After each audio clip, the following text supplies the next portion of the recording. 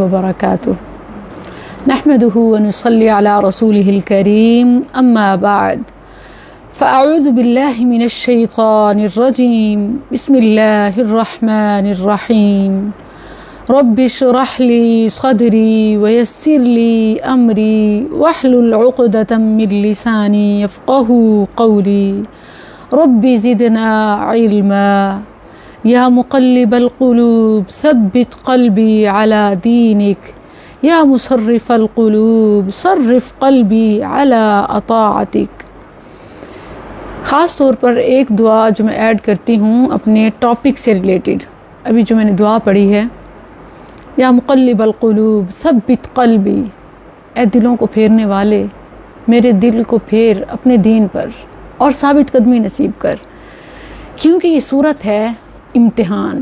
الممتحنہ، اگر آپ غور کریں، الممتحنہ امتحان سے ہے، اور ممتحن کہتے ہیں ایگزام لینے والے کو، ایگزامینر کو ممتحن۔ تو یہ صورت کیا ہے؟ ممتحنہ، یہ مؤنث ہے، صورت ہے نا، صورت ورڈ یہ مؤنث ہے، تو یہ ممتحن کے بجائے ممتحنہ، امتحان لینے والی۔ کس چیز کا امتحان لینے والی؟ محبتوں کا امتحان۔ انسان کے زندہ رہنے کے لیے کیا ضروری ہے؟ کھانا پینا، بھوک اور پیاس، یہ وہ ہماری ہنگر، یہ بیسک وہ نیڈ ہے کہ اس کے بغیر ہمارا گزارا نہیں ہے، جینا ممکن نہیں ہے، ناممکن ہے جینا۔ ایسے ہی ایک تیسرا جذبہ ہے، بالکل ایسے جیسے بھوک کی کوئی باڈی نہیں ہے، کوئی فزک نہیں ہے، ایسے جیسے پیاس کی نہیں ہے، یہ بھی ایک تیسرا جذبہ ہے جس کو عام طور پر بہت اگنور کیا جاتا ہے۔ اگنور ایسے کہ جو اس کے پیچھے بھاگ پڑتے ہیں وہ ایسے ہی جیسے کچھ لوگ کھانے پینے میں حلال حرام کی تمیز نہیں کرتے، محبتوں میں بھی محبت کے جذبے کی پیاس بجھانے کے لیے وہ حلال اور حرام کی پہچان یا فرق نہیں رکھتے، حالانکہ یہ بالکل ایسے ہے جیسے کھانے پینے کے لیے حلال اور حرام کا فرق رکھنا ضروری ہے، اس کے بغیر کوئی عبادت قبول نہیں ہے۔ ایسے ہی محبتوں میں اگر آپ حلال یا حرام کی تفریق نہیں رکھتے تو آپ بے شک حلال کھا رہے ہوں، حلال پی رہے ہوں، صرف اس ایک چیز کی آپ نے اہمیت کو سامنے نہیں رکھا تو گمراہی سے کوئی نہیں بچا سکتا۔ یہ کفر ہے، ایمان کے منافی ہے۔ اب جان کر حیران ہوں گی، دیکھیں کہ صرف وہ کے جذبے میں فیل ہونا یہ انسان کو گمراہ کر سکتا ہے۔ ایک شخص کھاتا حلال ہے، پیتا حلال ہے، لیکن اگر وہ محبت میں ناکام ہے، حرام محبت کا شکار ہے، تو کیا ہوگا؟ وہ گمراہ ہو جائے گا۔ ایمان کے منافی ہے، حرام محبت رکھنا ایمان کے منافی ہے۔ یہ بہت ہی سنگین جملہ ہے، ایمان کے منافی، یعنی کہ وہ کافر ہو جاتا ہے صرف حرام محبت پالنا۔ اس وقت جو ہماری یوتھ ہے، جو مسائل میرے پاس آ رہے ہوتے ہیں، انہیں کھانے پینے سے بھی بڑھ کر جس چیز کو انہوں نے معیار بنا رکھے، جس کے پیچھے دوڑ رہے ہیں، وہ محبت ہے، یا محبت میں اتنا آگے نکل جاتے ہیں کہ وہ اسلام کی جو لیمٹس ہے اس کو کراس کر جاتے ہیں اپنے اس محبت کے جذبے کو پورا کرنے کے لیے، اس کی تکمیل کے لیے۔ یا یہ کہ اگر کسی سے اس کے اپوزٹ نفرت، حلال اور حرام ہوتا ہے، جائز اور ناجائز ہوتا ہے، بھوک اور پیاس ہے، محبت کا بھی اپوزٹ ہے نفرت، یا نفرتوں میں وہ اتنے آگے بڑھ جاتے ہیں کہ جیسے اسپیشلی خواتین اپنی نسلوں کو وہ نفرت کا زہر دے جاتی ہیں کہ تمہارا فلاں ایسا، تمہارا فلاں، وہ نسل میں جو زہر آ رہا ہوتا ہے یہ بھی ایمان لیوا ہے۔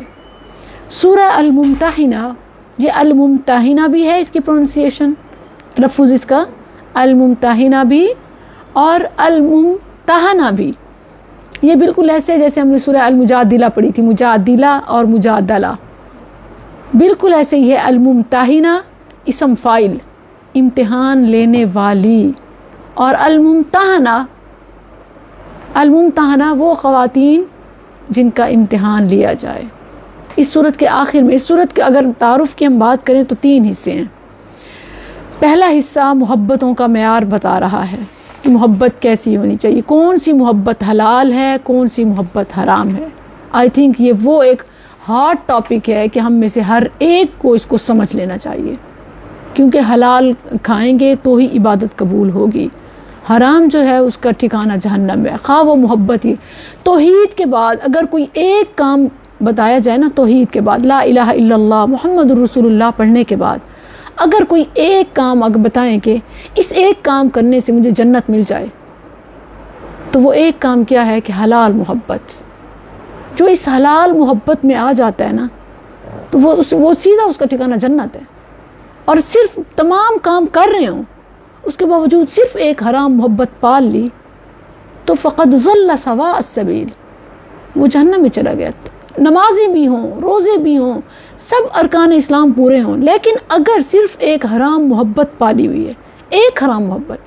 اس وقت دیکھیں کہ جس طرح ہماری نوجوان نسل جذبات کے پیچھے بھاگی جا رہی ہے، جذبات ہی کی غلام بن گئی ہے، یا بالکل ایک کلیئر ورڈز کہوں تو شہوت کی غلام بن گئی ہے. انہیں اس کے سوا کچھ نظر نہیں آتا، نہ فیملی، نہ رشتے، نہ دین، نہ دنیا، نہ مطلب کچھ بھی نظر نہیں آتا. ان کے لیے ایک زندگی کا مشن ایک شہوت بن گیا. تو اس کا ٹھکانہ کیا ہے؟ فقد ضل سواء السبیل. خواہ وہ نسلی مسلمان ہوں، خواہ ان کے بڑے بزرگ تسبیح اٹھاتے ہوں، خواہ ماتھے پہ محراب ہوں، خواہ حلیہ مسلمانوں والا ہو، صرف ایک دل میں محبت اگر انہوں نے پالی ہوئی ہے حرام، تو وہ اسلام سے خارج ہیں. یہ کوئی چھوٹی بات نہیں ہے. یہ صورت آج کی نوجوان نسل کے لیے بڑا اہم پیغام اور جھنجھوڑ دینے والی ہے. الممتحنہ، امتحان ہے محبتوں کا، نفرتوں کا امتحان ہے. آئیں دیکھتے ہیں، ہم بھی محبت کرتے ہیں. کسی کی ہڈن لو ہو سکتی ہے، کسی کی اوپن لو ہو سکتی ہے. کوئی بھی ایسا نہیں ہے جو کہے کہ مجھے کسی سے محبت نہیں ہے. اس کے بغیر بالکل ایسے جیسے کھائے پیے بغیر گزارا نہیں ہے، ایسے ہی محبت کیے بغیر، دل لگائے بغیر گزارا ہی نہیں ہے. کسی نہ کسی سے تو دل لگا ہوتا ہے، بے شک، چاہے دنیا سے ہو، چاہے دین سے ہو، چاہے حلال رشتوں سے ہو، حلال رشتوں سے ہو یا حرام رشتوں سے ہو. اب یہ دیکھنا ہے کہ ہم محبت کے معیار میں کہاں ٹھہرے ہیں اور آئیڈل پلیس کیا ہے. آج اس سورت کی جو ہم پہلا رکوع پڑھ رہے ہیں، ان آیات کی روشنی میں ہم سب نے اپنی اپنی محبتوں کو چیک کرنا ہے. کیونکہ محبت میں اگر آپ کی ڈائریکشن ٹھیک ہے، محبت کا قبلہ درست ہے، تو جنت ٹھکانہ ہے. اور محبت کا قبلہ ہی اگر غلط ہے، حرام محبت ہے، تو بے شک جتنی مرضی نیکیاں کر لیں، فقد ضل سواء السبیل، ان نیکیوں کا کوئی فائدہ نہیں ہوگا.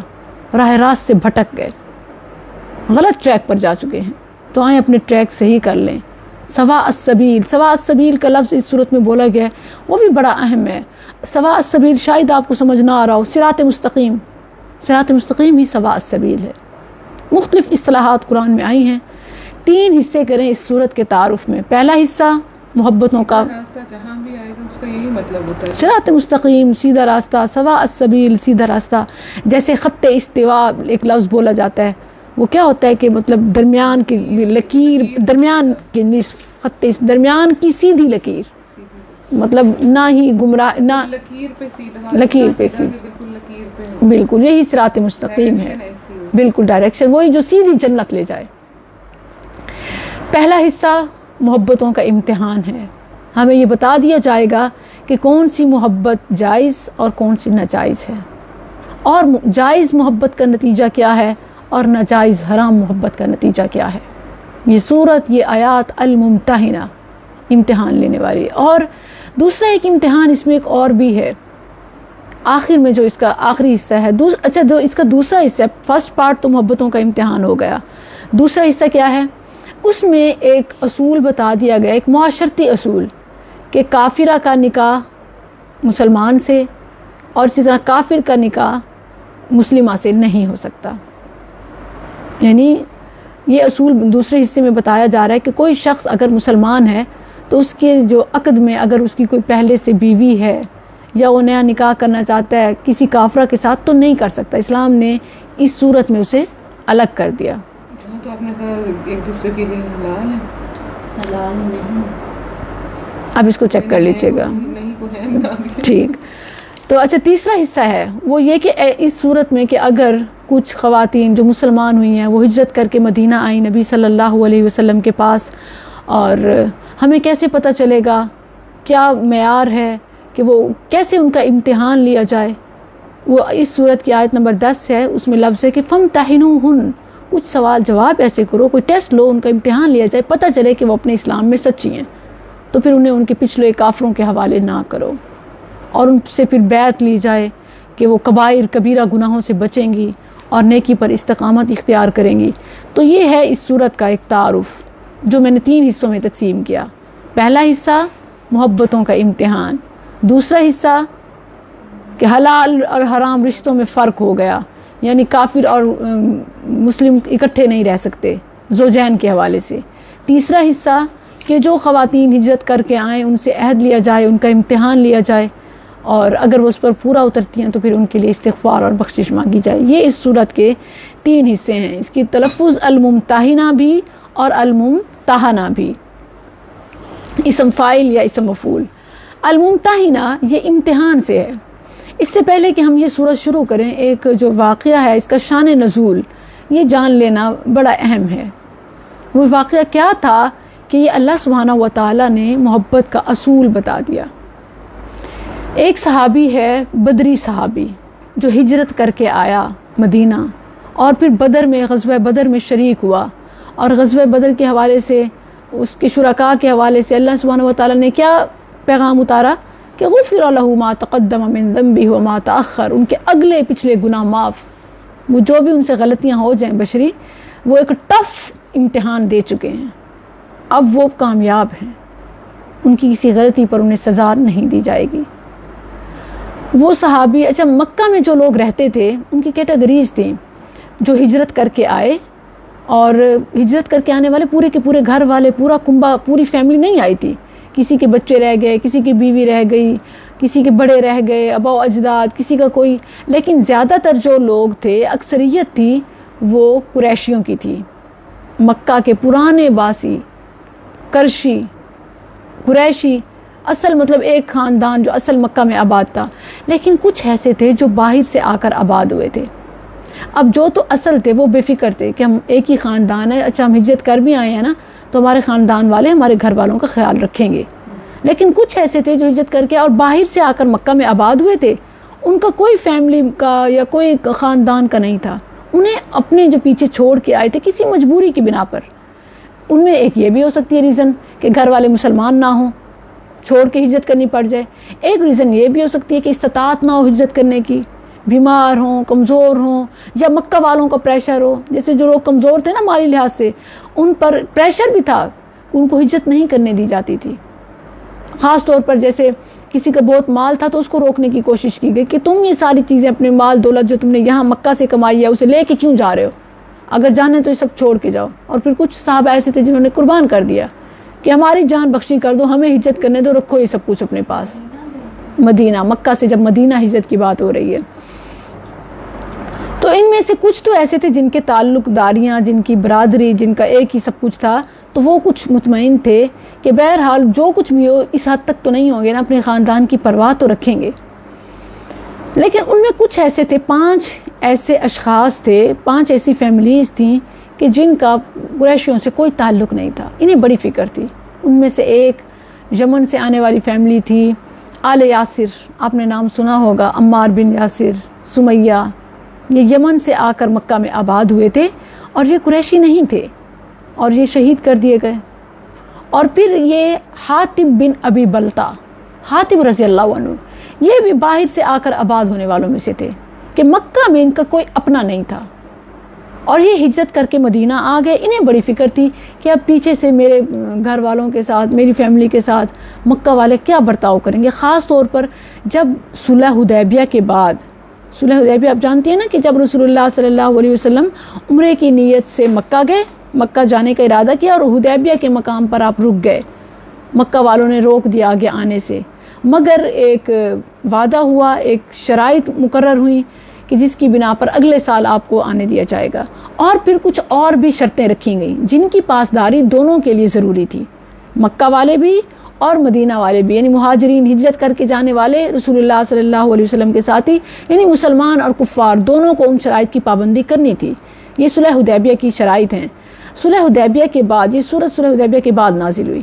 صلح حدیبیہ کی ان شرائط کو توڑا کنہوں نے، پہل کنہوں نے کی؟ کفار نے. انہوں نے اس کو مطلب مختلف ایسی کنڈیشنز تھیں جن کی انہوں نے پاسداری نہ کی، بالکل اپنے مفاد حاصل کیا اور انہیں توڑ دیا. رسول اللہ صلی اللہ، اب جب وعدہ ٹوٹ جاتا ہے، آپ نے دیکھا نبی صلی اللہ علیہ وسلم نے میثاق مدینہ ایک وعدہ لیا تھا. جب آپ مدینہ ہجرت کر کے آئے، تمام یہودیوں کو بلا کر مدینہ کے حوالے سے آپ نے ایک وعدہ لیا کہ کوئی بھی اندرونی یا بیرونی خطرہ ہو ہم مل کر حفاظت کریں گے، اس معاملے میں ہم ایک ہوں گے، اور جو وعدہ توڑے گا نقصان کا ذمہ دار وہ خود ہوگا۔ مسلمانوں کے غزوہ احد پیش آیا، وہ پچھلے کفار مکہ کے ساتھ، لیکن یہودیوں نے خاص طور پر بنو نذیر قبیلے نے کوئی مدد نہ کی۔ ایک تو یہ انہوں نے وعدہ توڑا، دوسرا وعدہ توڑا کہ نبی صلی اللہ علیہ وسلم کی ہی نعوذ باللہ جان لینے کی کوشش کی، وہ جو اوپر آپ پر پتھر پھینکنے کی۔ اس کے نتیجے میں رسول اللہ صلی اللہ علیہ وسلم نے کیا وارننگ دی کہ اب تم یہاں رہنے کے حقدار نہیں ہو، تم نے اپنا وعدہ خود توڑا۔ بالکل ایسے پھر وہ جلا وطن کر دیے گئے۔ بالکل ایسے ہی صلح حدیبیہ کی جو شرائط مقرر ہوئیں اور انہوں نے کفار مکہ نے توڑا، تو رسول اللہ صلی اللہ علیہ وسلم نے اس بار جب اگلے سال وہ حج کے لیے آئے تب وعدہ توڑا؟ نہیں، فتح مکہ اور صلح حدیبیہ کے بعد ہی انہوں نے اپنے شرائط توڑنا شروع کر دی، اسی سے مکر گئے، واپس آ گئے مدینہ میں۔ پھر انہوں نے پاسداری کرنی تھی، اب پورے اگلے سال تک کے لیے دونوں پابند تھے نا کہ اس شرائط کی پابندی کریں۔ کفار مکہ نے توڑ دی وہ شرائط، کفار مکہ نے وہ شرائط توڑ دی اس کی اور رسول اللہ صلی اللہ علیہ وسلم نے اللہ کے حکم سے اب کیا ان سے بدلہ لینے کے لیے پلاننگ کی۔ اس بار غزوہ بنو نذیر کی طرح نہیں ہے، اس بار چینج ہے۔ اس بار کیا ہے؟ اس بار آپ صلی اللہ علیہ وسلم نے اندر ہی اندر جنگ کی تیاری شروع کی، چند لوگوں کے ساتھ مل کر ایک اندرونی جنگی تیاری شروع کر دی، چند صحابہ کو اعتماد میں لے کے، تاکہ مکہ پر ہم اچانک حملہ کریں اور ان کو مغلوب کر لیں اور ہم فاتح بن جائیں، کسی کو سنبھلنے کا ہی موقع نہ ملے۔ کیوں؟ اس لیے کیونکہ انہوں نے وعدہ خود توڑا ہے، اور اس میں حکمت یہ بھی تھی کہ مکہ چونکہ حدود حرم ہے اور حرم کی حرمت ہے، اگر انہیں بتا کر یا پتہ چل جائے عام جنگ کی جائے بدر کی طرح احد کی طرح، تو کیا ہوگا؟ مکہ میں حرم میں خون ریزی ہوگی۔ حرم کی حرمت، کعبہ کی حرمت اور تقدس کو بچانے کی خاطر، اور پھر یہ کہ وہ راستہ انہوں نے ہی دیا تھا، وجہ وہ خود بنے تھے، تو اصولی طور پہ بھی انہیں ایک ریزن مل گئی۔ اور پھر اس آگے مزید بھی مصلحتوں کا خیال تھا، کعبہ میں حدود حرم میں خون ریزی نہیں ہونی تھی، تو آپ صلی اللہ علیہ وسلم نے یہ ایک پلان کیا کہ ہم اچانک ان پر حملہ کریں گے۔ یہ فتح مکہ سے پہلے اور صلح حدیبیہ کے اس درمیان عرصے کی بات ہے جس میں یہ صورت نازل ہوئی۔ اب ایک صحابی حاتب رضی اللہ عنہ کو جیسے یہ راز، جنگی راز پتہ چلا، تو انہوں نے ایسا کیا، انہی دنوں میں ایسے ہوا، وہ پریشان تھے کہ حالانکہ یہ بدری صحابی ہیں، جنتی صحابی ہیں، یہ بڑے پریشان تھے کہ اچانک حملہ ہوگا۔ جیسے کہتے ہیں نا کہ گندم کو جب پیسا جاتا ہے تو ساتھ اس کے جو بھوسا ہوتا ہے یا کوئی بھی اور چیز ہو وہ بھی ساتھ ہی پیس جاتی ہے۔ انہیں فکر تھی کہ مکہ میں خون ریزی ہوگی تو میرے گھر والوں کا کیا ہوگا؟ ہر کوئی اپنے کنبے قبیلے والوں کا تو خیال رکھے گا، میری فیملی تو ایسے ہی رگڑی جائے گی، تو میں ان کو کیسے بچاؤں؟ تو کیوں نہ میں، ان کی فیملی ان کے ساتھ نہیں تھی، وہ ادھر ہی رہ گئی تھی، تو وہ یہ چاہتے تھے کہ میں کسی کو کوئی خاص فیور دے دوں تو اس کے بدلے میں وہ میری فیملی کا وہاں خیال رکھے۔ اب نہ تو یہ نعوذ باللہ منافق ہوئے تھے، نہ ہی کوئی ان کے دل میں کوئی ایسی بات تھی، نہ اللہ کی مطلب مخالفت تھی، صرف اپنے گھر والوں کے لیے ایک وہ نرم گوشہ، وہ محبت جن کی اسلام انہیں اجازت نہیں دیتا تھا، نہیں دیتا، مطلب رسول اللہ صلی اللہ علیہ وسلم کو بتائے بغیر وہ تو بخشے گئے، ان کو تو کوئی سزا نہ ملی کیونکہ وہ بدری تھے، کیونکہ ان کی پہلے دینی خدمات اس قدر تھیں۔ پہلے کسی کی کوئی ہوتی ہے نا کہ قربانیاں اتنی دی ہوئی ہیں کہ اب یہ بات چھوٹی ہے، وہ بدر میں شریک ہوئے۔ بات کے باوجود بھی عمل تو پھر عمل ہی ہے جو اگلا بھی کریں۔ اللہ سبحانہ و تعالیٰ نے ایک سرٹیفکیٹ اتار دیا، تو وہ کیونکہ وہ پہلی جنگ تھی نا، وہ بڑا امتحان تھا، 313 ہی صرف شریک ہوئے تھے، باقی نہ ہو سکے، تو 313 کو تو ایوارڈ دینا تھا۔ اللہ نے جو انہیں دنیا میں ایوارڈ دیا وہ یہی کہ اب ان سے کوئی غلطی ہو جائے یہ پھر بھی جنتی ہی ہیں، ان کا جنت میں داخلہ کنفرم ہے۔ اور پھر اسی میں سے عشرہ مبشرہ ٹاپ 10 نکالے گئے جن کو نام لے کر خوشخبری دے دی گئی، اور ویسے تمام کہ جو بھی بدر میں شریک ہو، ایک عام معافی، ایک خاص اعلان، ایک VIP اناؤنسمنٹ، اور ایک یہ کہ جو بھی شریک ہوا وہ جنتی ہے۔ اسی وجہ سے جب یہ سازش پکڑی گئی نا، جب پتہ چلا کہ یہ کس کی سازش ہے، اور آخر میں انشاءاللہ بات کرتے ہیں، اب ان کے دل میں یہ تھا کہ میں اپنی فیملی کو کسی طرح بچاؤں، اب خون ریزی ہونے والی ہے تو فیملی کو، میری فیملی نہ کہیں رگڑی جائے، نہ ان میں سے کوئی مارا جائے۔ تو انہوں نے کیا کیا کہ انہی دنوں میں ایک مطلب موقع ایسا بنا کہ نبی صلی اللہ علیہ وسلم کے خاندان کی بنو عبد المطلب کی لونڈی، آپ کے چچا کی ایک لونڈی، دادا کی لونڈی تھی ان کے زمانے کی، اور آپ کا جو خاندان تھا بنو ہاشم کا، آپ صلی اللہ علیہ وسلم کے خاندان کی ایک لونڈی، ایک غریب عورت وہ مدینہ میں آئی کہ جیسے ہمارا جو سردار تھا وہ مدینہ میں آ گیا ہے اور غزوے ہوئے ہیں، اور غزوہ احد ہوا، بدر ہوا، اور ان کے بعد بنو نذیر ہوا، مطلب اب بہت مالی لحاظ سے مضبوط ہو گئے، تو میں جاؤں کوئی امداد لے آؤں۔ وہ مکہ سے مدینہ آئی رسول اللہ صلی اللہ علیہ وسلم سے مالی تعاون لینے کے لیے، ایک غریب خاتون، اس کا نام بعض روایات میں سارہ آتا ہے۔ اچھا یہ آئی جو بھی تھی، نبی صلی اللہ علیہ وسلم سے جب امداد لینے کے لیے آئی تو آپ صلی اللہ علیہ وسلم نے عام اعلان کر دیا کہ جس سے جو ہو سکے اس کی مدد کرو۔ انہوں نے اس کو خوب کھلایا پلایا، سواری دی، مال جو کچھ ہو سکا عزت کے ساتھ اسے رخصت کیا۔ اب جب یہ جانے لگی تو حاتب رضی اللہ عنہ نے انہیں خط لکھ کے دیا جو کفار مکہ، سرداران مکہ کے نام تھا، کہ یہ خط انہیں جا کے اس میں لکھا یہ تھا کہ اس طرح رسول اللہ صلی اللہ علیہ وسلم حملے کی، اچھا ان کا جو اس میں پیغام تھا وہ یہ تھا کہ رسول اللہ صلی اللہ علیہ وسلم چونکہ سچے رسول ہیں اور یہ تم پر حملہ کرنے والے ہیں، تمہیں چاہیے کہ اپنے آپ کو بچا لو، ایمان قبول کر لو، یا جو ڈیفینس جو بھی کرنا ہے کر لو، میں تمہیں پہلے بتا رہا ہوں، کیونکہ سچے نبی کے ہاتھوں تمہارا بچنا ناممکن ہے۔ اب ان کے دل میں ایمان ہے لیکن وہ جنگی راز آؤٹ کر رہے ہیں، تو لہٰذا غلطی تو ہو گئی۔ ان کے ایمان کی گواہی اللہ نے بھی دی اور رسول صلی اللہ علیہ وسلم نے بھی دی، لیکن وہ غلطی تو ایک کر بیٹھے، اور وہ غلطی ان سے ہو گئی۔ اللہ ابھی وہ عورت نکلی ہی تھی مدینہ کی حدود سے کہ خاک کے مقام پر پہنچی، اللہ سبحانہ و تعالیٰ نے جبرائیل کو بھیج کر رسول اللہ صلی اللہ علیہ وسلم کو بتا دیا کہ عورت ابھی فلاں جگہ تک پہنچی ہے، اس سے وہ خط لے لیا جائے۔ نبی صلی اللہ علیہ وسلم نے علی رضی اللہ عنہ اور چند اور صحابہ کے ساتھ ان کو یہ پیغام دے کر بھیجا کہ فلاں مقام پر خاتون ہے، اس کے وہ جو آئی تھی اس کے پاس ایک خط ہے، جا کے لے آؤ۔ اب یہ پہنچے ادھر اور اس مطلوبہ جگہ پر جو رسول اللہ صلی اللہ علیہ وسلم نے بتائی تھی اس کو پایا اور اسے مطالبہ کیا کہ وہ خط دو۔ اس نے کہا میرے پاس تو ہے ہی نہیں، وہ بالکل چٹی مکر گئی۔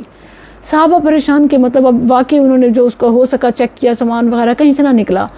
اچھا یہ تھا کہ وہ واپس پلٹتے، لیکن علی رضی اللہ عنہ نے اس وقت ایک بڑا وائس ایک ڈیسیژن لیا، انہوں نے کہا کہ رسول اللہ صلی اللہ علیہ وسلم کی بات غلط نہیں ہو سکتی، ہے تو اسی خاتون کے پاس، اب یہ شرافت سے نہیں مانتی تو اسے وارننگ دی کہ ہم تمہیں برہنہ کر دیں گے، اب جامع تلاشی لیں گے تمہاری، ورنہ دے دو اگر تمہیں جان پیاری ہے۔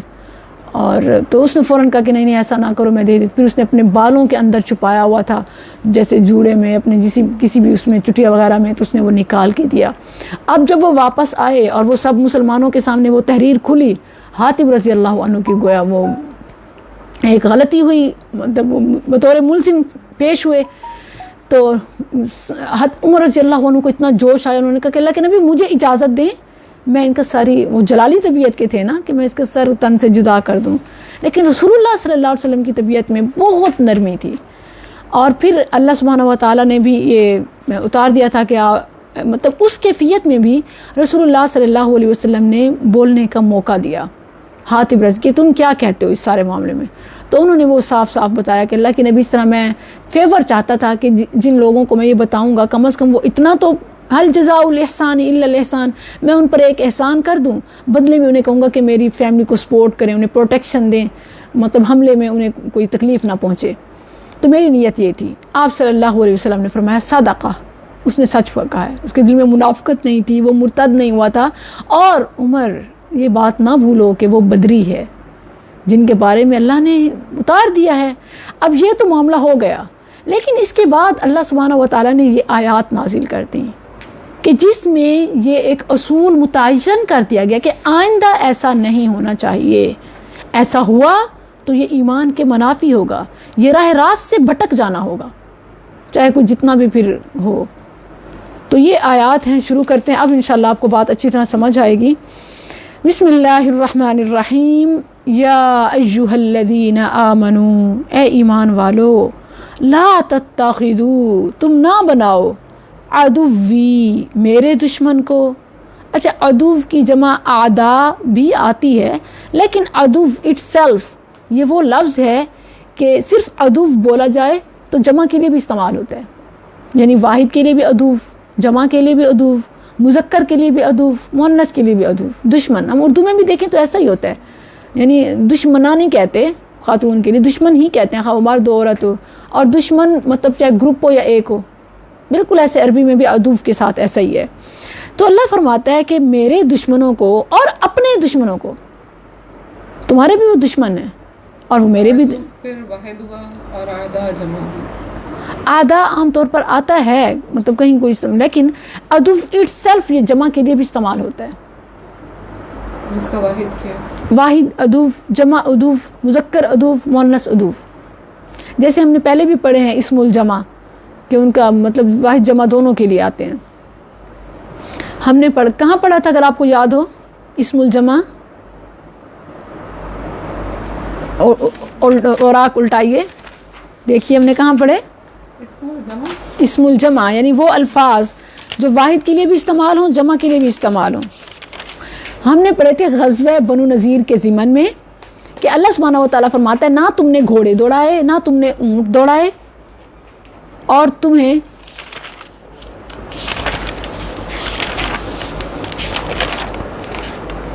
سورہ الحشر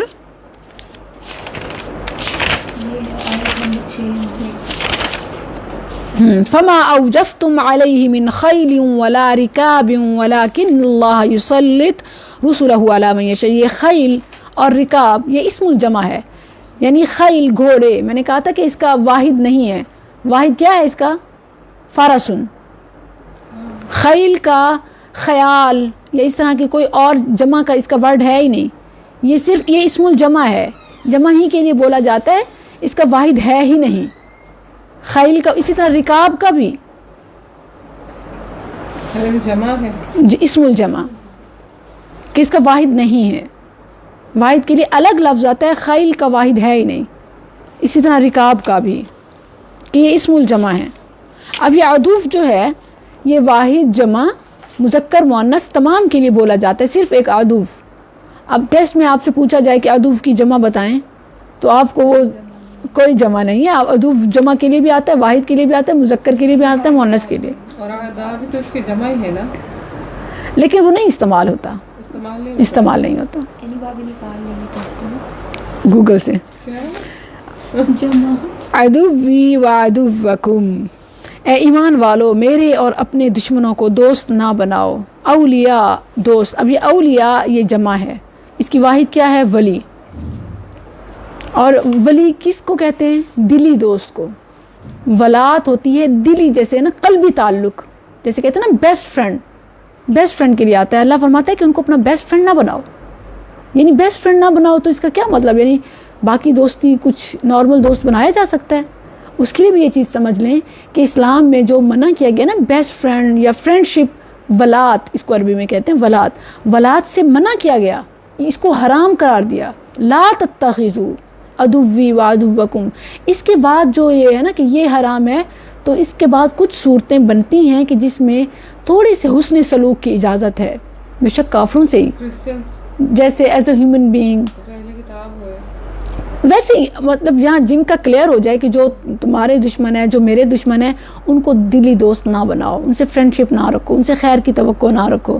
ہاں البتہ جیسے جو تم پر تلوار نہیں اٹھاتے، اور وہ بھی ایک ایسے انسانیت میں مختلف ممالک جن کے ساتھ ہمارے دوستانہ تعلقات ہیں، اور وہ تعلقات جب وہ ہمارے خلاف دشمنی نہ کرتے ہوں، ہمارے دشمنوں کا ساتھ نہ دیتے ہوں، جیسے انڈیا کے ساتھ چل رہے ہیں ہمارے، تو جو انڈیا کو سپورٹ کرے گا وہ بھی ہمارا دشمن. تو جو اس کے علاوہ باقاعدہ اصول کے مطابق کہ تجارت کے بنا پر یا کچھ معاملات میں صرف ایک یہ کہ دنیا کے حساب سے، انسانیت کے حساب سے اگر کوئی چیز کی جاتی ہے اور اس میں دینی فائدہ ہو، مسلمانوں کا فائدہ ہو، تو وہ دینی مصلحت کی خاطر یا کسی نقصان سے بچنے کی خاطر ایک تعلق حسن سلوک کا نبھایا جا سکتا ہے. اسے کہا جاتا ہے موادات اور مواسات. کہ ایک اس کے لیے اللہ سبحانہ و تعالیٰ نے ایک اور مقام پر فرمایا الا ان تتقوا منہم تقا، یعنی اتنا تعلق رکھ سکتے ہو کہ وہ تمہیں نقصان نہ پہنچائیں. یعنی اگر تلوار لے کر سامنے آ جاؤ اس وقت، جیسا کہ مسلمانوں کی حالت ہے، کمزور ہیں، اور وہ کہیں کہ نہیں جی ہمارے یا تو یہ کہ ہم ان کا ممبر بنیں ان کی یونین کا، یا یہ کہ وہ ہم پر حملہ آور ہوتے ہیں، یا یونین ممبر بننے سے کوئی تمہیں مفادات ملتے ہیں، اسلام کی دین کی نمائندگی کا موقع ملتا ہے، تو پھر ایک دینی مصلحت کی خاطر یا یہ کہ ایک نقصان سے دفع مضرت کی خاطر اتنے تعلق رکھے جا سکتے ہیں جب کہ اس میں تمہارا ذاتی دلچسپی نہ ہو. دلی تعلق نہ ہو, مرے میٹے نہ جا رہے ہو ان پر, کہ جیسے عام طور پر کہا جاتا ہے نا کہ ساری دنیا کو ساتھ لے کر چلو, سارے مذاہب کو ساتھ لے کر چلو. اس میں کیا ہوتا ہے کہ اپنے دین کی شناخت ختم ہو جاتی ہے. تو اس سے اللہ سبحانہ و تعالیٰ نے منع کیا, لا تتخذوا عدوی وعدوکم اولیاء. اور لفظوں پر غور کریں تو بات واضح سمجھ آ جاتی ہے کہ تم نہ بناؤ میرے دشمن کو اور اپنے دشمن کو اولیاء, دوست. تلقون, تم پیغام بھیجتے ہو, الیہم, ان کی طرف, بالمودہ, دوستی کا.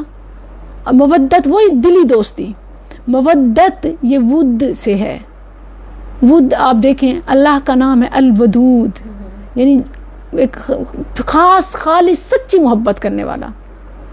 تو وہ اتنی محبت جو اللہ سے ہونی چاہیے اتنی تم میرے اور اپنے دشمنوں سے نہ رکھو. اتنی ہمدردی نہ رکھو کہ اپنے راز دے رہے ہو یا ان پر اعتماد کر رہے ہو. مدت سے مودہ, ود, واو اور دال مشدد.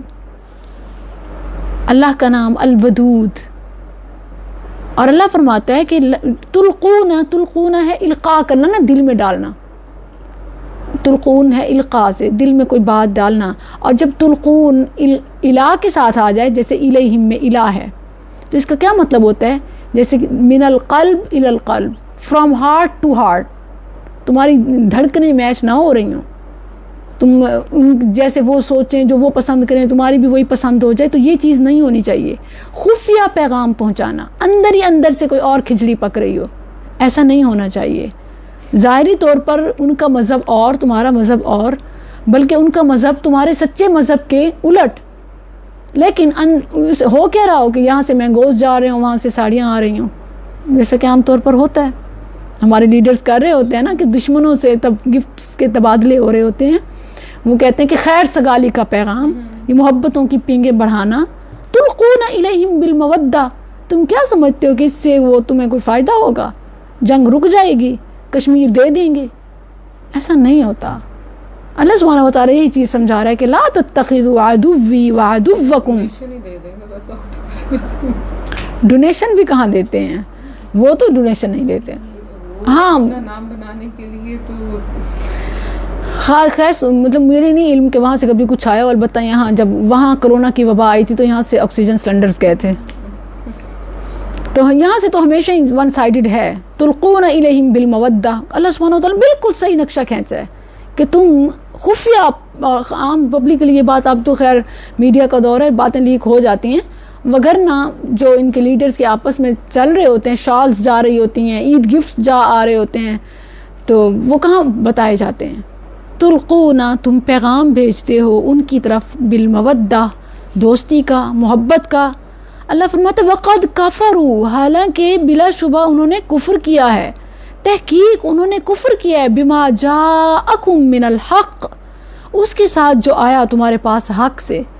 یعنی تمہارے سچے مذہب کا وہ انکار کرتے ہیں کہ اب دوستی رکھنی چاہیے.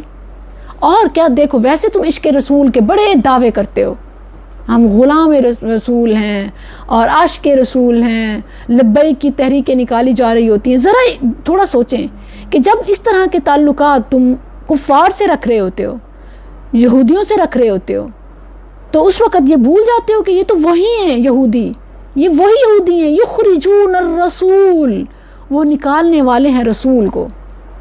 آج کے یہودی جو اسرائیل کہا جاتا ہے, یہ اصل وہی یہودی ہیں جو رسول اللہ صلی اللہ علیہ وسلم کو نکالنے والے تھے.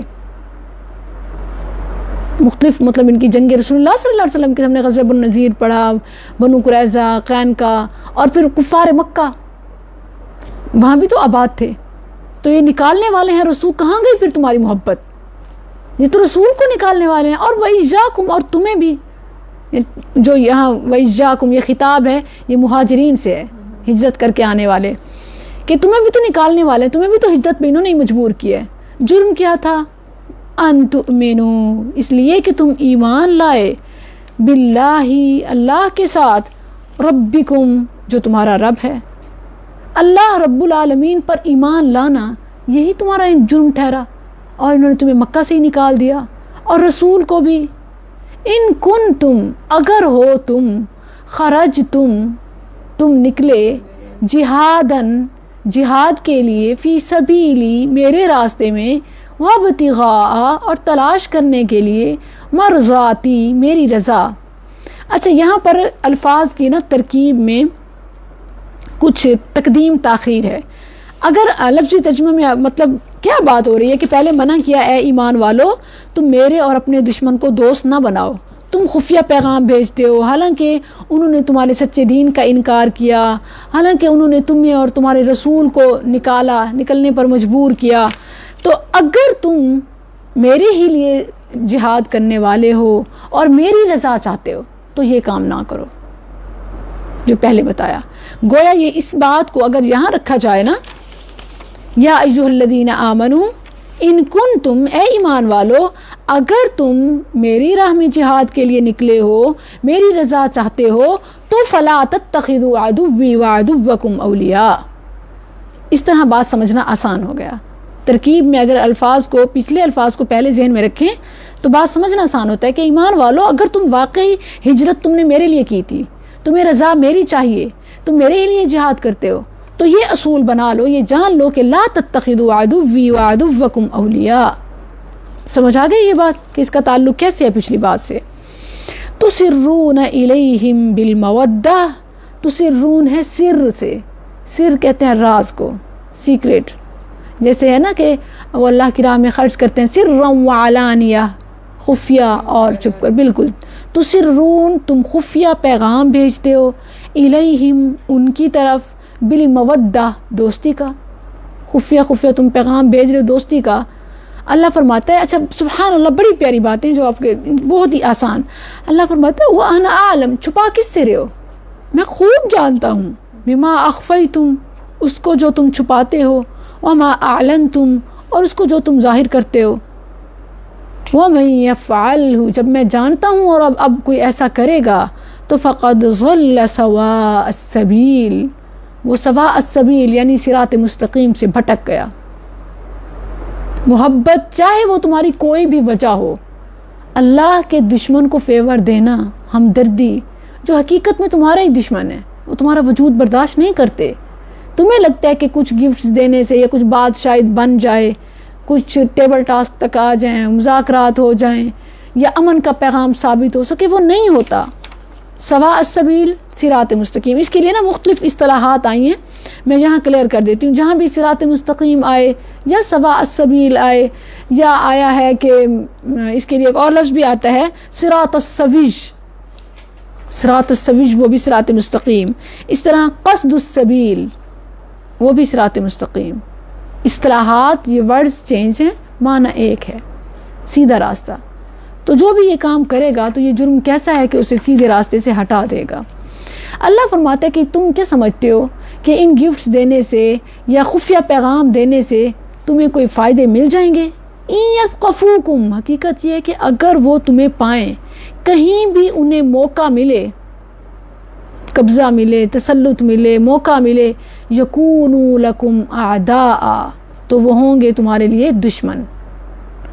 اعداء عدو کی جمع، لیکن عدو اٹسیلف بھی جمع، واحد، مذکر، مؤنث سب کے لیے استعمال ہوتا ہے۔ جمع اس کی آ جانا یہ نہیں ہے کہ صرف یہی اس کی جمع ہے اور عدو کی جمع عدو نہیں ہو سکتی، عدو جمع کے لیے بھی استعمال ہوتا ہے، عدوی میں بھی وہی ہے اور یہاں پہ اعداء بھی یہ جمع کے لیے آیا ہے۔ آپ بتاتے ہیں کہ اس کا ذکر نہیں ہوتا، نہیں مطلب یہ کہ عام طور پر عدو اعداء کے لیے اگر یہاں پر عدو آ جائے تو معنی میں فرق نہیں پڑے گا، میننگ میں نہیں آتا ڈفرینس، لیکن وہ ورڈ ایز اٹ از آ گیا، ورڈ ایز اٹ از ہے۔ ان یثقفوکم یکونوا لکم اعداء، اگر وہ پائیں تمہیں تو، یا صرف یہ ہے کہ جو اس طرح ہے نا کہا جاتا ہے کہ نہیں آتا، تو وہ عام مطلب نارمل یوز میں جس طرح ہم اپنے اردو میں کرتے ہیں یا عربی میں ہماری روزمرہ بول چال میں نہیں ہوتا۔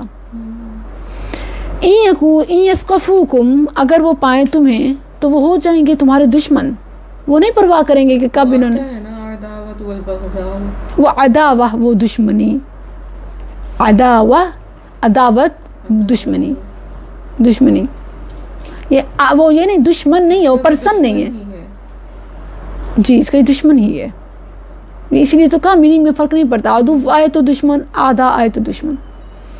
ان یثقفوکم اگر وہ پائیں تمہیں یکونوا تو وہ ہوں گے لکم اعداء تمہارے دشمن ویبسطوا اور وہ بڑھائیں گے الیکم تمہاری طرف ایدیہم اپنے ہاتھ جہاں کہیں انہیں ذرہ برابر موقع ملے وہ تم پر تلوار اٹھانے سے گریز نہیں کریں گے. تو تمہیں کیا لگتا ہے کہ خفیہ پیغام جس نیت سے وہ بھیجا گیا پیغام اگرچہ وہ پس منظر خاص تھا لیکن ان کو تو بخش دیا گیا، تو آگے کے لیے پیغام ہے کہ کبھی تم یہ سوچو کہ ہمیں ذاتی فائدے یا خاندانی کچھ فائدے حاصل ہو سکتے ہیں تو یہ تمہاری بھول ہے.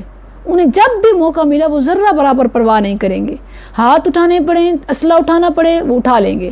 اور وَأَلْسِنَتَهُمْ بِالسُّوءِ اور اپنی زبانیں برائی کے ساتھ، یعنی جہاں کہیں بھی انہیں موقع ملے گالم گلوچ کا، برے تذکرے کا، تمہارا بیڈ امپریشن لوگوں کے سامنے رکھنے کا، وہ تذکرہ بالسوء ہی کریں گے. کبھی بھی تمہارے تحائف تمہارے احسانوں کے بدلے میں وہ کبھی تمہیں رعایت نہیں دیں گے. وَدُّوا لَوْ تَكْفُرُونَ وہ تو پسند کرتے ہیں کہ تم کافر ہو جاؤ، وہ نہیں راضی ہوں گے کسی تحفے سے، کسی تمہاری ایفرٹ سے، کسی تمہاری قربانی سے، خواہ جنگی راز تک ہی دے دو، وہ راضی ہوں گے کس چیز سے کہ تم کافر ہو جاؤ. اس سے پہلے وہ کسی چیز پر راضی نہیں ہوتے.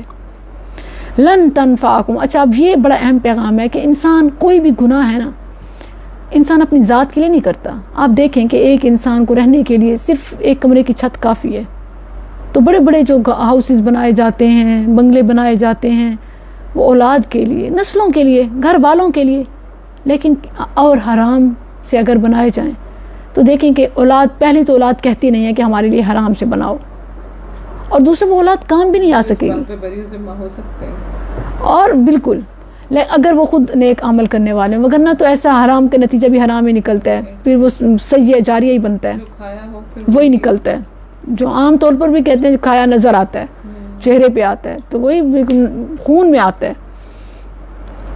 وَدُّوا لَوْ تَكْفُرُونَ لَن تَنفَعَكُمْ أَرْحَامُكُمْ ہرگز نہیں نفع دیں گے تمہیں ارحامکم تمہارے رشتے. ارحام یہ رحم سے ہے. رحم کسے کہتے ہیں؟ ایک مادر رحم کے ووم کے لیے، رحم جو ماں کے پیٹ میں جس میں بچہ ٹھہرتا ہے، رحم دانی جیسے بچہ دانی رحم. تو رحم اس کو کیوں رشتہ داروں کے لیے ارحام کا لفظ آیا ہے. کیوں کہا جاتا ہے؟ کیونکہ ایک بچہ ماں کے پیٹ میں ہوتا ہے، اس سے پہلے یا اس کے بعد جو بھی اس کے بہن بھائی وہ ہوتے ہیں تو ایک رشتہ داری ہو گئی نا، تو پھر وہ اسی سے ہاں بالکل، تو وہ بالکل اسی رحم سے ہی ہے ارحام رشتہ داریاں. تو جو بھی ہوتے ہیں مطلب کسی کا بھائی، کسی کا چچا، کسی نہ کسی لحاظ سے تو رحم سے ان کا تعلق ہو گیا، ابوت سے یا اموت سے ایک رحم سے ان کا تعلق ہوا. تو ارحام رشتہ دار. اللہ فرماتا ہے کہ تمہارے ارحام، تمہارے رشتہ دار اور تمہاری اولاد تمہیں فائدہ نہیں دیں گے، جن کی خاطر تم حرام تک کر لیتے ہو، ناجائز تک کر لیتے ہو، اپنی آخرت برباد کر لیتے ہو، تو وہ تمہیں نفع نہیں دیں گے. حالانکہ عام طور پر قرآن کریم میں خاص طور پر 11 مقامات ہیں کہ جن میں ارحام کے ساتھ صلہ رحمی کا، اقربا کے ساتھ صلہ رحمی کا حکم دیا گیا ہے. عام طور پر اسلام کا اصول ہے کہ رشتہ داروں کے ساتھ حسن سلوک کرو، اور یہی چیز تو صلہ رحمی ہے، عام طور پر اس کی ترغیب دی گئی ہے نا. لیکن جب یہی رشتہ داریاں اسلام کے مخالف آئیں، اللہ کے دین کے مخالف ہوں، تو اس وقت ان رشتہ داروں کی بھی کوئی پرواہ نہیں کرنی. مطلوب کیا ہے؟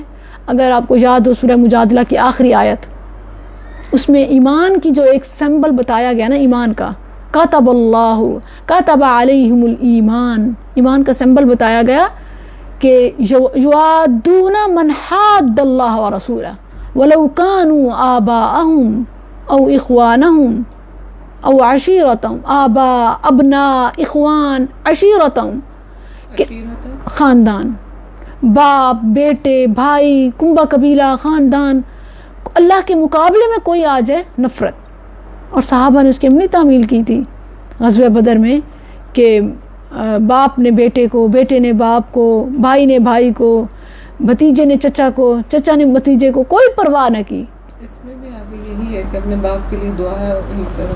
اس میں بھی وہی یہاں مطلب یہ بتایا گیا کہ مطلوب یہ ہے، ایمان کا تقاضا یہی ہے کہ ارحام، اولاد اگر اللہ کے دشمن ہو تو پرواہ نہ کرو ان کو فائدہ دینے کی، کیونکہ وہ تمہیں کوئی فائدہ نہیں دیں گے.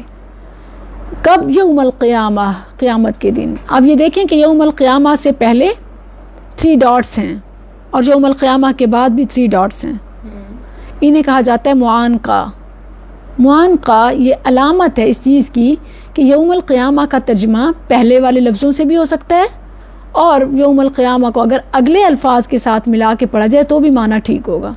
یعنی اب اس کے 2 معنی ہیں اور دونوں ٹھیک ہیں. جیسے کہتے ہیں کہ 2 جملوں کے درمیان میں ایک ورڈ آیا ہے. اگر آپ سانس نہ لیں ولا اولادکم اور یوم القیامہ پہ لیں تب بھی بات ٹھیک ہے, جو معنی نکلتا ہے وہ ٹھیک ہے. اور اگر اولادکم پر وقف کر کے 3 ڈاٹس پہ سانس لیں تب بھی ٹھیک ہے, دوسرے پہ لیں تب بھی ٹھیک ہے. دوسری بات میں بھی میچ ہوتا ہے پہلے میں. بالکل ایسے ہی ہے. تو اسی لیے اسے معانقہ کہا جاتا ہے. یہ علامت ہے کہ سابق کے ساتھ ملائیں یا لاحق کے ساتھ ملائیں معنی ٹھیک ہی ہے. اب پہلا معنی ہم کر کے دیکھ لیتے ہیں. لن تنفعکم ارحامکم ولا اولادکم یوم القیامہ, کہ روز قیامت تمہارے رشتہ دار, تمہاری اولاد تمہارے کام نہیں آئے گی. ٹھیک ہے, یہ ہم نے وقف نہیں کیا, آخر پہ کیا ہے. دوسرا معنی کہ لن تنفعکم ارحامکم ولا اولادکم, تمہارے ارحام تمہاری اولاد فائدہ نہیں دے گی. پھر اب آگے نئی بات شروع ہو رہی ہے. یوم القیامت یفصل بینکم, روز قیامت تمہارے درمیان فیصلہ وہ کرے گا. اللہ روز قیامت تمہارے درمیان فیصلہ کرے گا. روز قیامت کا اگلی بات سے تعلق, یہ روز قیامت کا پچھلی بات سے تعلق, دونوں معنی ٹھیک ہیں. یفصل کا ہم نے اگر یاد ہو سورہ مرسلات میں پڑھا تھا, 2 معنی ہیں یفصل کے. کون سے 2 معنی ہیں؟ یوم الفصل, فصل فیصلہ, اور علیحدگی جدائی, یہ دونوں کے لیے آتا ہے. عام طور پر استعمال کیا جاتا ہے فصل خصامات, خصم کہتے ہیں جھگڑے کو, فصل خصامات یعنی جھگڑوں کا فیصلہ. یفصلو وہ فیصلہ کرے گا, یعنی جو بھی نیکیاں و برائیاں جو بھی چیزیں ہیں ان کا فیصلہ. اور یفصلو اس کا مطلب جدا بھی ہے, کیونکہ اس دن نیکوکار الگ ہو جائیں گے, گناہگار الگ ہو جائیں گے.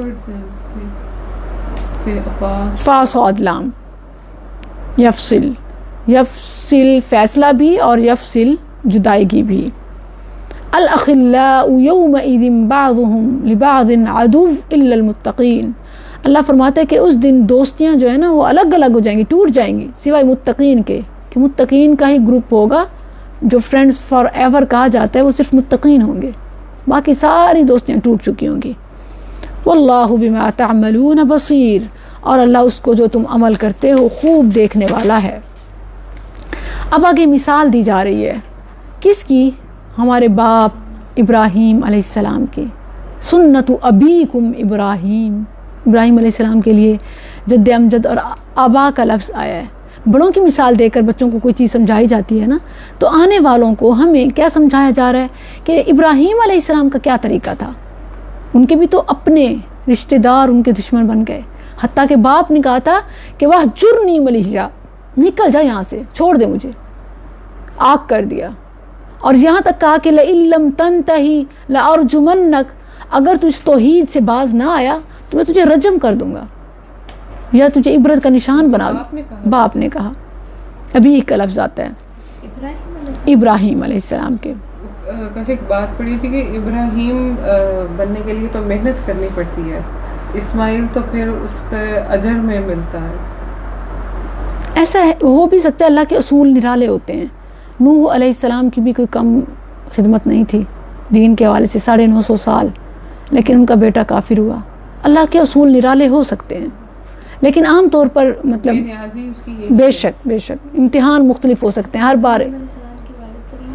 آزر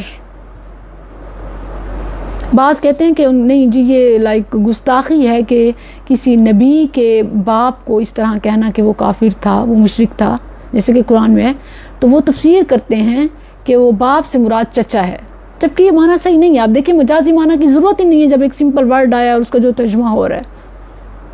چچا کے لیے چچا کا آیا ہوا ورڈ ابو جہل کا آیا نہیں, وہ تو ہے نا, لیکن بعض لوگ تفسیر میں اپنی طرف سے کہ یہ تفسیر ممکن نہیں ہے. اگر چچا کا حوالہ دینا ہو تو وہ سیدھا بھی دیا جا سکتا ہے, سیدھا بھی دیا جا سکتا ہے. وہی بات ہے, ہمیں جب تک مجازی معنی کو اس وقت تک قبول نہیں کیا جاتا جب تک کہ اس کی تائید میں کوئی اور آیات نہ ہو. کوئی اور آیات ہوں تو پھر وہ جو ایک مجازی معنی ہوتا ہے نا کہ کہیں اشارہ ہے تو اب واضح طور پر دوسری آیت میں اس کی تفسیر آ گئی تو وہ مراد لے سکتے ہیں. لیکن جب اس کا نیگیٹو یا اس کا الٹ موجود نہیں ہے تو پھر وہ جو سیدھا اس کا ترجمہ ہو رہا ہے اسے ہی قبول کرنا صحیح ہے. تو آزر ہی تھے ان کے باپ. قد اور انہوں نے کیسے برات کی, انہوں نے نہیں پرواہ کی کہ میرا باپ ہے, میں کوئی لحاظ رکھوں, میں تھوڑی اس کے چلو ایک آدھ معبود کی بات مان لوں, اس کے ایک آدھ بت کو مان لوں, بلکہ انہوں نے کہا میں بری ہوں ان سب سے, میرا ان سے کوئی تعلق نہیں ہے. قد کانت لکم اسوۃ حسنہ, تحقیق ہے تمہارے لیے اسوۃ حسنہ, ایک گڈ ایگزامپل, رول ماڈل, بہترین نمونہ. کس میں؟ فی ابراہیم, ابراہیم علیہ السلام میں, اور والذین معہ, اور جو ان کے ساتھ تھے یعنی ان کے پیروکار, ان کے متبعین, ان لوگوں میں کہ انہوں نے اللہ کی خاطر, توحید کی خاطر سب کو چھوڑ دیا. اذ قالوا, جب انہوں نے کہا, لقومہم, اپنی قوم سے, انا براء, بلا شبہ ہم بری ہیں. یہ بری واحد, براء جمع, کیونکہ وہ گروپ تھے ابراہیم اور ان کے فالورز علیہ السلام, تو انہوں نے کیا کہا کہ ہم بری ہیں, جمع آیا. منکم, تم سے, اور تم سے اور تمہاری شرک سے, ومما تعبدون من دون اللہ, جو بھی تم اللہ کے سوا جن کو بھی تم پوجتے ہو تمہارے بتوں سے ہم بری ہیں. بلکہ کفرنا بکم, ہم تو اس کی تردید کرتے ہیں, انکار کرتے ہیں, ہم اس کا انکار کرتے ہیں. وبدا بیننا, بدا ظاہر ہو گئی, وبدا اور ظاہر ہو گئی, بیننا ہمارے درمیان اور تمہارے درمیان, العداوۃ دشمنی, مطلب ہمارے راستے جدا ہیں, ہم دشمن ہی ایک دوسرے کے ٹھہر گئے. ہمارا پوائنٹ آف ویو چینج, ہمارا مذہب چینج, اور مذہب ہی سب کچھ ہے, تو لہٰذا ہم ایک دوسرے کے دشمن ٹھہرے. ہمارے درمیان عداوت اور بغض واضح ہو گیا, ابداً ہمیشہ کے لیے, حتیٰ تؤمنوا, یہاں تک کہ تم ایمان لاؤ. ایمان نہیں لاؤ گے تم پکے دشمن. باللہ وحدہ, ایمان کس پر لانا ہے؟ اللہ واحد پر. اللہ سبحانہ و تعالیٰ, یہاں تک ایک بات ہے اگرچہ وقف نہیں ہے, یہاں تک جو مثال دی جا رہی ہے نا کہ ابراہیم علیہ السلام اور ان کے فالورز کے کردار میں تمہارے لیے مثال ہے کہ جب انہوں نے یہ تک کہہ ڈالا کہ ہم تمہارے شرک سے بری ہیں, تم ہمارے اور ہم تمہارے دشمن ڈکلیئر ہو گئے, یہاں تک کہ تم مسلمان ہو جاؤ. یہ ایک بات. آگے آ رہی ہے الا قول ابراہیم, مگر ابراہیم کی بھی ایک بات ایسی ہے کہ اس میں تمہارے لیے مثال نہیں ہے. وہ کیا بات ہے کہ ابراہیم علیہ السلام نے, چونکہ 5 اولو العزم پیغمبر ہیں, رسول اللہ صلی اللہ علیہ وسلم, سیدنا عیسیٰ, سیدنا موسیٰ, سیدنا نوح اور سیدنا ابراہیم, یہ 5 اولو العزم ہیں. ہر انسان کی آپ کو پتہ ہے طبیعت مختلف ہوتی ہے. کسی کی طبیعت عمر جیسی جلالی, اور کسی کی نبی صلی اللہ علیہ وسلم جیسی رقیق القلب. کہ غزوہ بدر ہوا تو جو اسیر آئے تھے یعنی قیدی آئے تھے کفار مکہ کے, تو قرآن نے ابھی اس حوالے سے کچھ نہیں بتایا تھا کہ ان کے ساتھ کیا معاملہ کیا جائے. عمر رضی اللہ عنہ نے اپنی جلالی طبیعت کی وجہ سے کہا کہ جو بھی ہمارا رشتہ دار ہے نا, جو قیدی جس شخص کا قریبی ہے اسی کے ہاتھ میں تلوار دو کہ وہ اللہ کی دوستی میں اسی کے اتارے. یہ عمر رضی اللہ عنہ کا فیصلہ تھا. اللہ نے وحی کے ذریعے اس کی تائید کی. ابو بکر رضی اللہ عنہ اور نبی صلی اللہ علیہ وسلم کا یہ تھا کہ جیسے ان سے فدیہ لے لیا جائے, اس سے بھی مسلمانوں کا ہی فائدہ ہوگا, انہیں بھی چھوڑ دیا, آزادی مل جائے گی, ایک موقع اور دے دیا جائے. اور پھر اسی طرح ان میں سے جو بالکل جو ان میں سے کچھ فدیہ نہیں دے سکتے وہ پڑھا لکھا سکتے ہیں, ایجوکیشن دے سکتے ہیں, تو وہ کر لیا جائے. یہ فیصلہ تھا رسول اللہ صلی اللہ علیہ وسلم اور ابو بکر رضی اللہ عنہ کا. جبکہ اس کے برعکس عمر رضی اللہ عنہ کا تھا کہ قتل کریں اور اپنے ہاتھوں سے کریں جس کا جو رشتہ دار ہے. تو اللہ سبحانہ و تعالیٰ نے نبی صلی اللہ علیہ وسلم کی اس بات پر مواخذہ کیا. قرآن میں ہے کہ یہ آپ سے فیصلہ ٹھیک نہیں ہوا, فیصلہ ہو گیا ٹھیک ہے, اب اس پر کوئی مواخذہ نہیں ہے, لیکن یہ فیصلہ ٹھیک نہیں ہے. اشارہ تھا کہ وہ فیصلہ عمر رضی اللہ عنہ کا ٹھیک ہے. تو بعض معاملات میں سختی اور سخت دل ہونا پڑتا ہے, ہر جگہ نرمی سے کام نہیں ہوتا. یہاں بھی یہی چیز بتائی جا رہی ہے. اور چونکہ سیدنا ابراہیم بھی بالکل نبی صلی اللہ علیہ وسلم کی طرح رقیق القلب, حلیم الطبع تھے. قرآن کریم میں ان کے حوالے سے آیا ہے انہ لحلیم اواہ منیب, کہ وہ بڑی جلدی اپنے رب کی طرف رجوع کرنے والا, بہت اپنے رب سے تعلق رکھنے والا, انابت رکھنے والا, بڑا ہی حلیم الطبع, رقیق القلب, دل کا چھوٹا, جیسے عام ہم بولتے ہیں. تو اس طرح تھے. اسی وجہ سے باپ نکال رہے, آگ کر رہے, بری بھی ہو رہے ہیں، لیکن ساتھ انہوں نے کیا کہا، لاستغفرن لک، بابا جان میں اللہ سے آپ کے لیے مغفرت طلب کروں گا، لاستغفرن لک. اور اللہ سبحانہ و تعالیٰ نے کہا کہ اس بات میں تمہارے لیے مثال نہیں ہے، کیونکہ یہ بات انہوں نے تب کہی تھی جب انہیں پتہ نہیں تھا کہ مشرکوں کے لیے دعا بھی نہیں کرتے. یہ بات، اور یہ کب ہوا تھا، 87 سال کی روایات میں آتا ہے، تاریخ سے ثابت ہے کہ 87 ایئرز کے بھی بعد، 87 ایئرز کے تھے جب اسماعیل علیہ السلام پیدا ہوئے، اور پھر ان کو بھی پرورش کی، اور اس کے بعد جب انہیں مکہ کعبہ کے پاس چھوڑ کر گئے تھے، اس کے بعد یہ ان پر یہ واضح ہوا کہ اللہ کے جو دشمن ہیں، جو مشرک ہیں، وہ اللہ کے دشمن ہیں اور ان کے لیے دعا نہیں کی جا سکتی. تو تب انہوں نے اس سے کہا کہ اب آئندہ میں اس کے بعد نہیں کروں. گویا ساری عمر انہوں نے دعائیں کرتے گزار دی. تو اللہ نے فرمایا کہ اس میں مثال نہیں ہے، الا قول ابراہیم، مگر ابراہیم کا یہ قول، یہ اسٹیٹمنٹ، لِأَبِيهِ، جو انہوں نے اپنے باپ سے کہی تھی، لَأَسْتَغْفِرَنَّ لَكَ، کہ میں ضرور اللہ سے مغفرت طلب کروں گا آپ کے لیے.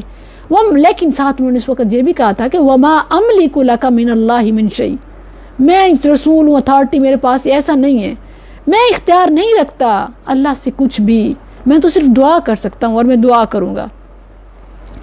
تو دوسرے مقام پر ہے اللہ سبحانہ و تعالیٰ نے خود اس بات کو یہاں بھی ایگزامپل نہیں بنایا، اس بات کی تقلید کا یا اس بات کو مثال نہیں رکھا، استثناء کر دی کہ یہ بات الگ ہے. خود پھر اللہ سبحانہ و تعالیٰ نے اس کی وجہ بھی بتائی. قرآن کریم میں دوسرے مقام پر ہے وَمَا كَانَ اسْتِغْفَارُ إِبْرَاهِيمَ لِأَبِيهِ، ابراہیم کا اپنے باپ کے لیے جو استغفار ثابت ہے، إِلَّا عَن مَوْعِدَةٍ وَعَدَهَا إِيَّاهُ، وہ ایک بس وعدہ سمجھ لو کہ وہ اپنے باپ سے کر بیٹھے تھے تو وہ پورا کرنا تھا. فَلَمَّا تَبَيَّنَ لَهُ، مگر جب ان پر واضح ہو گیا کہ أَنَّهُ عَدُوٌّ لِلَّهِ، کہ وہ اللہ کا دشمن ہے، تَبَرَّأَ مِنْهُ، تو پھر انہوں نے اس سے برات کر لی. اب محبت کا معیار کیا ہے؟ ولات اللہ کے لیے اور دشمنی اللہ کے لیے. تبرأ من، خونی رشتوں سے برات کرنی پڑے کرو. آج تو حرام رشتے پالے جاتے ہیں، اور مطلب حلال رشتوں کے مقابلے میں اللہ نے حلال رشتے دیے، ان کی طرف کوئی توجہ نہیں، ان کی طرف کوئی مطلب انسیت نہیں، دل دھڑکتے نہیں، مزاج بنتے نہیں، مگر حرام رشتے، حرام سورسز ڈھونڈے جا رہے ہیں. یہ تو بہت بڑا میسیج ہے کہ باپ تک کو قربان کر دیا اللہ کی خاطر. آج صرف ہم اپنی شہوت کو کنٹرول نہیں کر سکتے، کیسے مسلمان ہیں؟ فقد ضل سواء السبیل، اسلام پر سوالیہ نشان ہے. لیکن یہ بات آسان نہیں ہے. اس کے بعد ابراہیم علیہ السلام اور ان کے فالوورز نے دعا کی، اللہ اب اپنوں کی ضرورت اپنی جگہ ہوتی ہے، اپنوں سے تعلق توڑنا اور پھر سروائیو کرنا بڑا مشکل ہوتا ہے. اسی لیے تو کہتے ہیں نا کہ مطلب خاندان کی اہمیت اور گروپ کی اہمیت آپ کے سامنے ہے. تو جب انہوں نے خاندان سے برات کی تو مدد کس سے مانگی؟ اللہ سے، کہ اللہ اب جو ہے نا اب کوئی ساتھ نہیں ہے، اب تو ساتھ دے ربنا. اور اللہ نے اس کو نقل کیا کہ جب اللہ کی خاطر آپ کو کسی کو چھوڑنا پڑے تو آپ پریشان نہ ہوں، کیونکہ اگر آپ کا ڈیسیژن اللہ کے لیے ہے، اگر آپ کا چھوڑنا بھی ایک سالڈ ریزن ہے ایک حرام کی، تو رب اس وقت آپ کو پریشان نہیں ہونا، بلکہ ربنا علیک توکلنا. اللہ اکبر. اللہ کیا ہے کہ اے ہمارے رب، ہم نے تجھ پر توکل کیا، آگے ہمیں کچھ نظر نہیں آ رہا، ہم کچھ اور دیکھ کے فیصلہ نہیں کر رہے، بلکہ اللہ تیرا حکم سمجھ کر ہم نے جو فیصلہ کیا ایک حرام وجہ سے، ایک وہ چیز جو تیرے دین میں نہیں ہے، ہمیں اس سے نفرت ہے، اور اللہ اس بنا پر اگر ہم کوئی فیصلہ کر رہے ہیں، اللہ ذاتی طور پر یا مالی طور پر یا خاندانی لحاظ سے اگرچہ ہم تنہائی کا شکار ہو سکتے ہیں، مگر اللہ تیری خاطر کر رہے ہیں. الحب للہ والبغض فی اللہ. اور یہ کوئی چھوٹی چیز نہیں ہے، یہ جو ہے نا اللہ کے لیے محبت اور اللہ کے لیے دشمنی، یہ وہ انعام ہے کہ وہ 7 کیٹیگریز جو عرش کے سائے تلے ہوں گے، ان میں سے ایک وہ ہوگا جس نے اللہ کے لیے محبت کی ہوگی اور اللہ کے لیے نفرت کی ہوگی. سبحان اللہ. ربنا علیک، اللہ وقتی طور پر ہم تنہا ہو رہے ہیں تو اللہ بھروسہ ہمارا پورا تجھ پر ہے، توکل کامل تجھ پر ہے. علیک توکلنا، ہم نے تجھ پر توکل کیا. وإلیک انبنا، اور تیری ہی طرف رجوع کیا. تو ہم میں سے جو بھی کسی بھی معاملے میں اپنے آپ کو تنہا محسوس کرتی ہے، خاص طور پر وہ تنہائی جو اسے دین کی وجہ سے فیس کرنی پڑے، تو اسے یہ دعا ضرور پڑھنی چاہیے. ربنا علیک توکلنا، یعنی ذاتی کوئی جھگڑا نہیں ہے، کوئی اور بات نہیں ہے، صرف اگر اختلاف ہے تو دین کی وجہ سے ہے، نماز نہ پڑھنے کی وجہ سے ہے، اپنے معاملات کی وجہ سے ہے کہ عقائد ٹھیک نہیں ہیں، شرک کی وجہ سے ہے، بدعت کی وجہ سے ہے۔ محبت اور نفرت کا معیار اگر پیور اللہ ہے تو پھر اگر آپ تنہا بھی ہو گئے ہیں، اکیلے بھی ہو گئے ہیں تو پریشان نہ ہوں۔ یہ دعا پڑھیے جو ابراہیم علیہ السلام نے پڑھی، ربنا علیک توکلنا، اے ہمارے رب تجھ پر ہم نے توکل کیا، وإلیک انبنا، اور تیری ہی طرف ہم نے رجوع کیا، وإلیک المصیر، اور تیری ہی طرف لوٹنا ہے۔ سبحان اللہ، تو جس کا سب کچھ اللہ بن جائے وہ کہاں تنہا ہوا۔ ربنا لا تجعلنا، اے ہمارے رب تو ہمیں نہ بنا فتنہ، آزمائش، یعنی ایک تو ایسے لوگوں کو ہمارے لیے آزمائش نہ بنا کہ ہم وہ رکاوٹیں ایسی ڈالیں کہ ہم وہ اٹھا ہی نہ سکیں، تو یہ بھی آزمائش فتنہ ہے، یہ معنی بھی ہو سکتا ہے۔ اور دوسرا یہ کہ اللہ ہمیں فتنہ نہ بنا کہ لوگوں کو ہم پر ہنسنے کا موقع ملے، ہمیں جگ ہنسائی سے بچا، جیسا کہ مطلب اس صورتحال میں ہم تنہا ہوئے تو ایسا نہ ہو کہ بالکل ہی تنہا ہو جائیں، گم سم ہو جائیں۔ تو لا تجعلنا فتنہ، اللہ ہم نے تیرے لیے ایک قدم اٹھایا تو ہمیں آزمائش نہ بنا ان لوگوں کے لیے جنہوں نے کفر کیا، ان کی آزمائش ہے، لیکن تختہ مشق تو کوئی اور بنتا ہے نا۔ جیسے سیدنا بلال غلام تھے اور بڑے بڑے سردار ان پر ظلم کرتے تھے، ان آزمائش کن کی تھی؟ ان کفار سرداروں کی تھی، لیکن تختہ مشق کون بنا؟ سیدنا بلال۔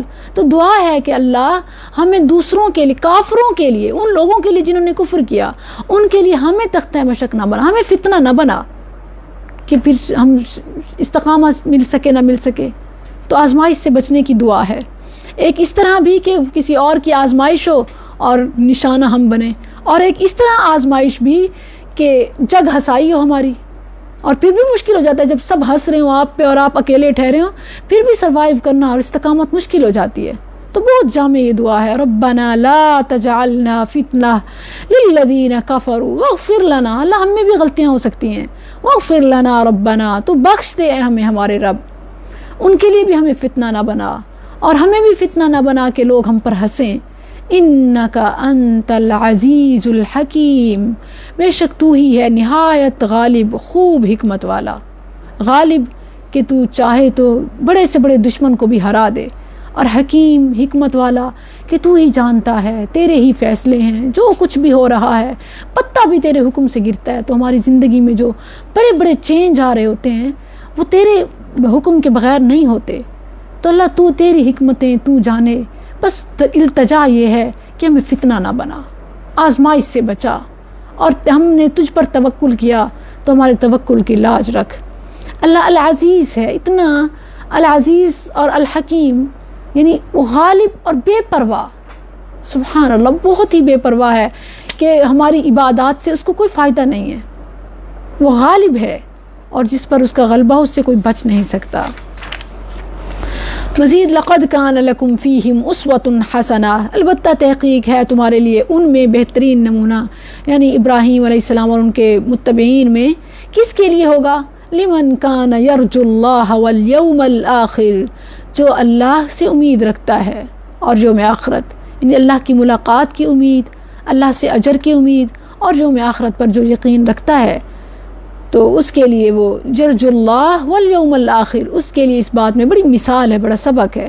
ومن یتول، جس کو اس کی پرواہ نہ ہو، نہ اللہ کی رضا کی، نہ جنت کی، نہ ملاقات کی، نہ ہی آخرت کی سختی کی، تو ومن یتولا، پھر وہ جو مرضی کرے، روگردانی کرے، پھر جائے، تو فإن اللہ هو الغنی الحمید، اللہ نہیں بیٹھا ہوا کہ اس کے ایمان نہ لانے سے یا اس کی محبت اور نفرت کے معیار حلال کرنے سے یا نہ کرنے سے اللہ کو کوئی فرق نہیں پڑتا، اللہ ہے الغنی۔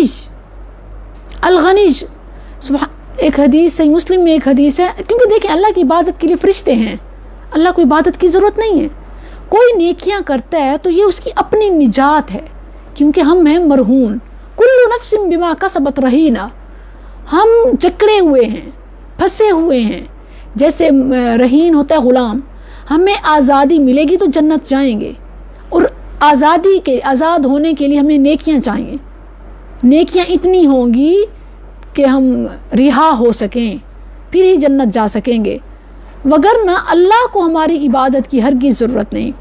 ایک حدیث قدسی میں اللہ سبحانہ و تعالیٰ فرماتا ہے کہ اے میرے بندو، تم میں سے سارے تمام جنات، تمام انس، اول آخر، انسکم و جنکم و اولکم و آخرکم، تمام کے تمام اگر جمع ہو جائیں اور کون بن جائیں؟